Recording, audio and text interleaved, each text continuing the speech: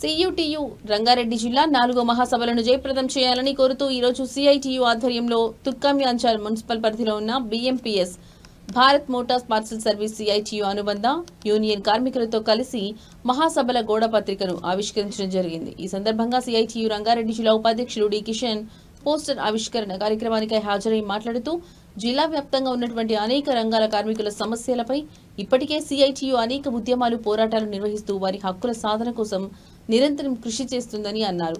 కార్మిక వర్గ రథసారథి సిఐటియు జిల్లా 4వ మహాసభలను విజయవంతం చేయాలని కార్మిక వర్గానికి పిలుపునిచ్చారు। నవంబర్ 10, 11వ తేదీలలో సిఐటియు రంగారెడ్డి జిల్లా మహాసభలు జిల్లాలో ప్రధాన పారిశ్రామిక ప్రాంతమైన కాటేదాన్ ప్రాంతంలో నిర్వహించబోతున్నామని, ఈ మహాసభల మొదటి రోజైన నవంబర్ 10వ తేదీన వేలాది మంది కార్మికులతో భారీ బహిరంగ సభను కాటేదాన్ చౌరస్తాలో స్వప్న థియేటర్ ఎదురుగా నిర్వహించబోతున్నామని అన్నారు।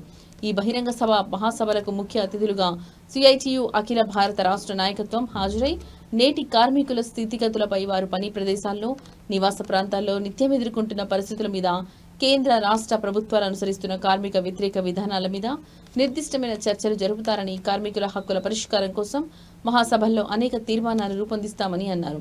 ప్రధానంగా కేంద్ర ప్రభుత్వం తీసుకొచ్చిన 4 లేబర్ కోడ్లకు వ్యతిరేకంగా షెడ్యూల్ ఎంప్లాయ్మెంట్లో కార్మికులకు ఉపయోగపడే కొత్త జీవుల పునరుద్ధరణ, కార్మికుల చట్టాల అమలు తదితర అంశాలపై ఈ మహాసభలలో చర్చించి ఐక్య ఉద్యమాలు నిర్మించబోతామని అన్నారు। కనుక నేటి పరిస్థితుల్లో అత్యంత ప్రాధాన్యత కలిగిన ఈ సిఐటియు జిల్లా మహాసభలను జిల్లాలో ఉన్నటువంటి కార్మిక వర్గం పెద్ద ఎత్తున పాల్గొని విజయవంతం చేయాలని కార్మిక వర్గానికి పిలుపునిచ్చారు।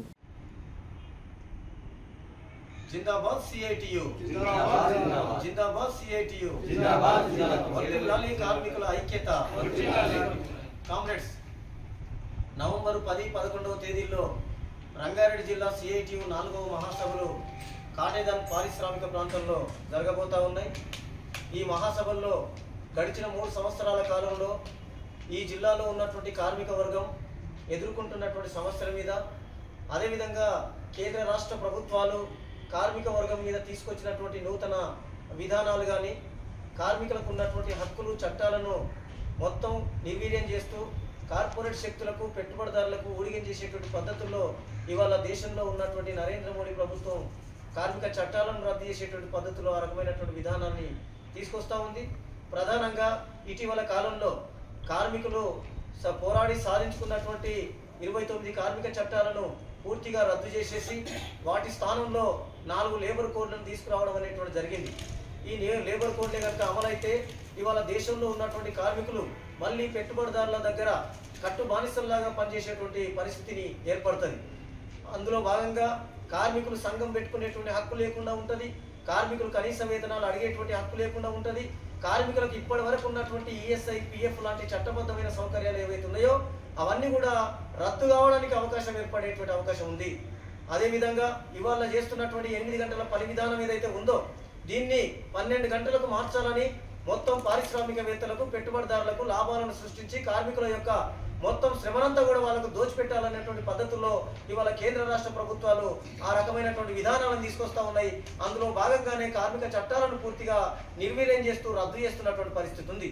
అందుకనే భవిష్యత్తులో ఈ మహాసభల్లో కార్మిక చట్టాలను కాపాడుకోవడం కోసం, మారుతున్న పరిస్థితులకు అనుగుణంగా, పెరుగుతున్న ధరలకు అనుగుణంగా కార్మికులకు కూడా వేతనాలు పెంచాలనేటువంటి డిమాండ్లతోటి రంగారెడ్డి జిల్లా సిఐటియు 4వ మహాసభలు కాటేదాన్ ప్రాంతంలో 2 రోజుల పాటు జరగబోతా ఉన్నాయి। ఈ మహాసభలకు జిల్లా వ్యాప్తంగా వేలాది మంది కార్మిక వర్గం మొదటి రోజు బహిరంగ సభకు రాబోతా ఉన్నారు। ఈ బహిరంగ సభకు అఖిల భారత సిఐటియు నాయకులు, రాష్ట్ర సిఐటియు నాయకులు కూడా హాజరు కాబోతా ఉన్నారు।